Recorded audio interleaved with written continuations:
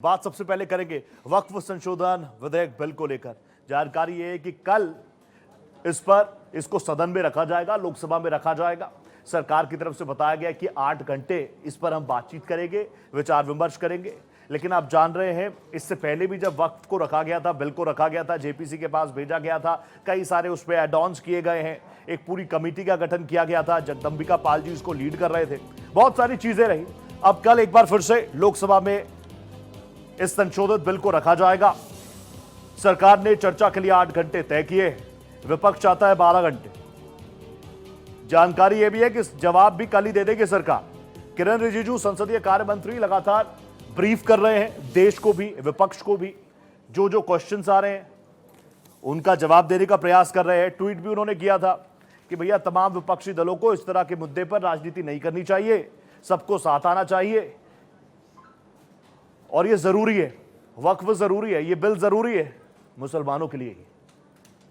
अलग अलग रिएक्शंस का सिलसिला है। बीच में आप नंबर गेम्स भी देख ही रहे हैं, ग्राफिकली जो हम आपको दिखा रहे हैं। कौन कौन इसके सपोर्ट में? ऑब्वियसली एनडीए का कुनबा सपोर्ट में है। इंतजार यह भी किया जा रहा है क्योंकि जेडीयू कह रहा है कि हम तो कल हाउस में ही साफ करेंगे हमारा स्टैंड क्या है। असदुद्दीन ओवैसी लगातार अपनी बात रख ही रहे हैं। वो तो बार बार जो एलाइज हैं उनको बार बार चेता रहे हैं कि भूलेगा नहीं मुसलमान। ये जो चंद्रबाबू नायडू कर रहे हैं, नीतीश कुमार कर रहे हैं, चिराग पासवान कर रहे हैं।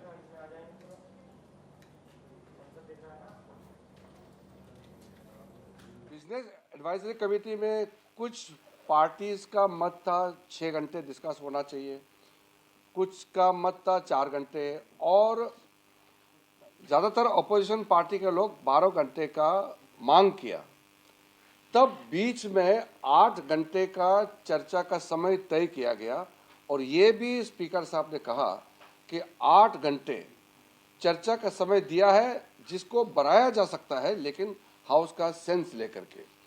चर्चा तो हमेशा ऐसे ही होते हैं जब आप टाइम तय करते हैं तो अगर हाउस को लगे कि डिस्कशन का समय को बढ़ाना चाहिए तो समय को बढ़ाया जाता है, एक्सटेंड किया जा सकता है।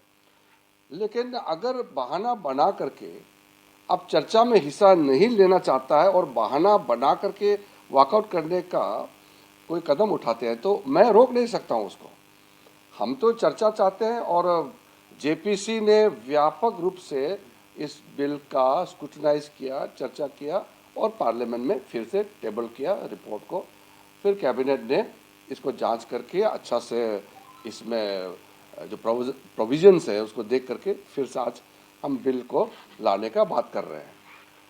हर पॉलिटिकल पार्टी को अपना मत रखने का अधिकार है और देश सुनना चाहता है कि किस पॉलिटिकल पार्टी वक्फ अमेंडमेंट बिल में क्या पोजीशन रखता है, ये सुनना चाहता है और ये रिकॉर्ड करेंगे।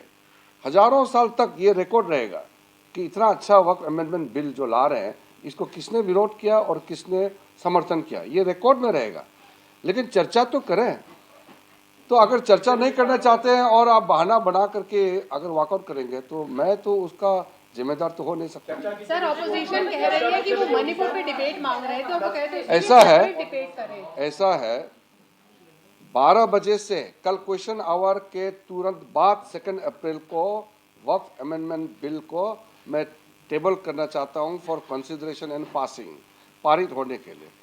उसके बाद हमने 8 घंटे के लिए मान लिया गया है कि चर्चा 8 घंटे का होगा और बढ़ाना चाहते हैं तो हाउस में स्पीकर सेंस लेकर के बढ़ा सकते हैं। कि जेडीयू को या नीतीश कुमार जी को कांग्रेस पार्टी के सर्टिफिकेट की कोई जरूरत नहीं है। वो अपने गिरेबान में झांक के देखें, कितना साल इस देश में शासन किए, बिहार में कितना साल शासन किए, मुसलमानों के लिए क्या किया उन्होंने, उसका भी तो बताएं। नीतीश कुमार जी को सर्टिफिकेट की जरूरत नहीं है। नीतीश कुमार जी ने पिछले 20 वर्षों में मुसलमानों के हक में उनके सामाजिक, आर्थिक, शैक्षणिक उत्थान के लिए जो काम किया है वो देश की आजादी के बाद किसी राज्य में आज तक किसी सरकार ने काम नहीं किया। शुरू से ही हम लोगों ने पार्लियामेंट दोनों सदनों में, चाहे राज्यसभा हो या लोकसभा हो, इसका हम लोगों ने विरोध किया था। चाहे बिहार में विधानसभा हो, विधान परिषद हो, उसका विरोध किया था इस बिल का। और आने वाले समय में भी हम लोग विरोध करेंगे।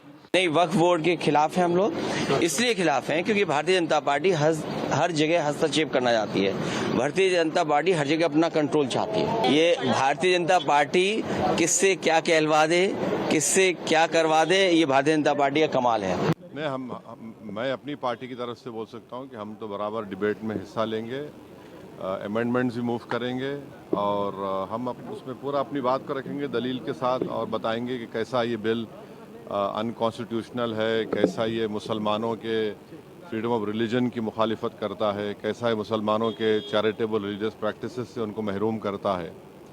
ये हम कल बताएंगे। अगर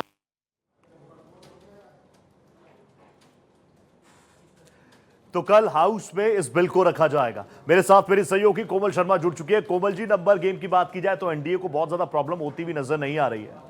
आप सत्ता पक्ष के भी तमाम लोगों से संवाद कर रहे हैं, विपक्ष के लोगों से भी संवाद कर रहे हैं, रिएक्शंस क्या आ रहे हैं, कितनी तैयारी है कल के लिए? देखिए, लोकसभा में तो ज्यादा दिक्कत नहीं होगी जहां तक ये माना जा रहा है, क्योंकि लोकसभा में जो बहुमत है 272 का बहुमत चाहिए और 240 जो है वो बीजेपी के सांसद है। उसके बाद अब टीडीपी ने जो है हरी झंडी, क्योंकि टीडीपी और जेडीयू की तरफ से थोड़ा सा वो लग रहा था कि साथ देंगे या नहीं देंगे, तो टीडीपी ने अपनी पूरी हरी झंडी दे दी है। 16 सांसद उसके हो गए।